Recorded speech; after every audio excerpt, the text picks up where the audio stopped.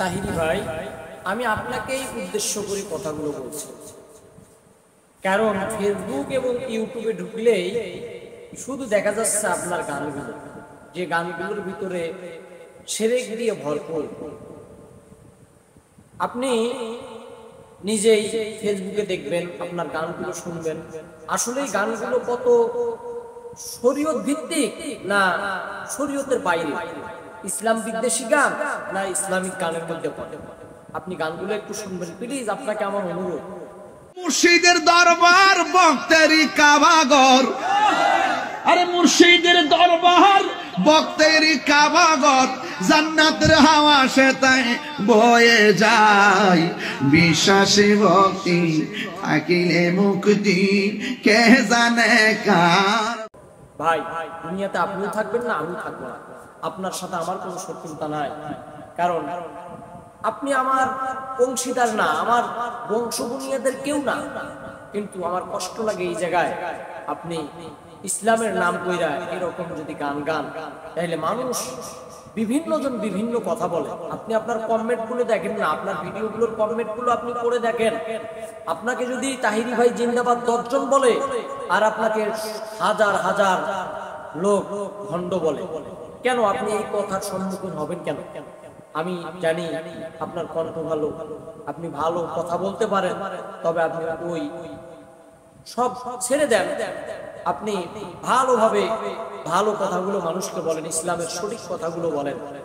আমি আজকে আপনার আরেকটা গান পাইলাম, মুর্শিদের দরবার ভক্তেরই কাবাঘর। আচ্ছা, আপনি কি করে মুর্শিদের দরবারকে কাবাঘর বানাতে পারেন? কাবাঘর কোথায়? আপনার পীর মাশায়েখ কোথায়?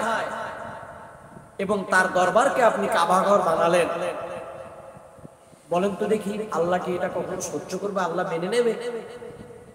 আমি আপনাকে অনুরোধ করব, আপনি আমার ভাই, ইসলামিক দৃষ্টিকোণ থেকে আপনি আমার ভাই, আমি আপনাকে অনুরোধ করব এই সকল গানগুলো থেকে আপনি বিরত থাকেন।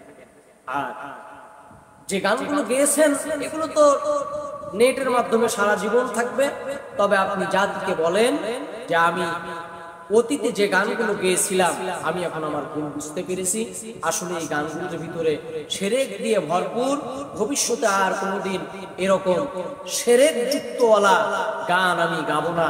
জাতিকে বলেন, ভাই দুনিয়াটা থাকার জায়গা নয়, আপনি থাকবেন না, আমিও থাকবো না, এই দুনিয়া থাকবে না, দুনিয়া শেষ হয়ে যাবে। শুধু দুনিয়া থেকে যতটুকু আমল নিয়ে যেতে পারবো, এটাই আমার আপনার জন্য কাজে আসবে।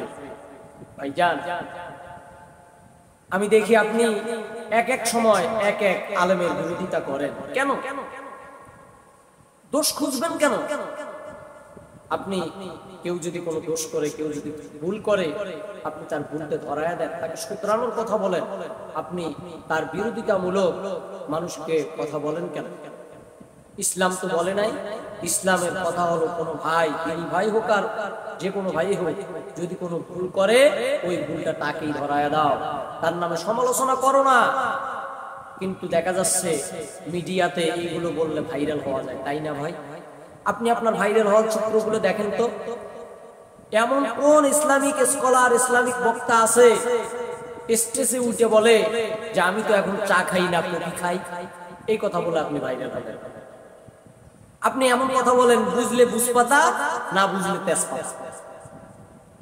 এগুলো কেমন কথা? দেখেন, আপনার স্টেজে আপনাকে চুমা দিতেছে, এটা কি জঘন্যতম কাজ না? এটা কেমন কাজ? হাজার হাজার মানুষের সামনে আপনাকে চুমা দিতেছে, আপনি মজা লইতেছেন। শুধু এটাই না, আপনি কেক এমন ভাবে খাইতেছেন জনগণকে দেখায়া। শুধু এইগুলোই নয়, আপনি বলেন আপনারা খাবেন, আমি একটু চা খাই, ঢেলে দেব, ঢেলে দেই, এইভাবে। এগুলো কেমন কথা? স্টেজে অনেক বক্তারাই চা খায়, তাই বলি তো এমন জনগণের সঙ্গে মস্কারা করে না, শ্রোতাদের সঙ্গে মস্কারা করে না, ঢেলে দেব, ঢেলে দেই, এটা কেমন? এজন্য ভাই, আমি আপনার দ্বীনী ভাই হিসেবে আমি আপনাকে অনুরোধ করব, এইগুলো থেকে বিরত থাকে। আপনি বেশ ভালো আলোচনাও করেন। আপনি কোরআন এবং হাদিস আরো ভালো করে রিসার্চ করেন, কোরআন হাদিস থেকে মানুষকে বয়ান করেন।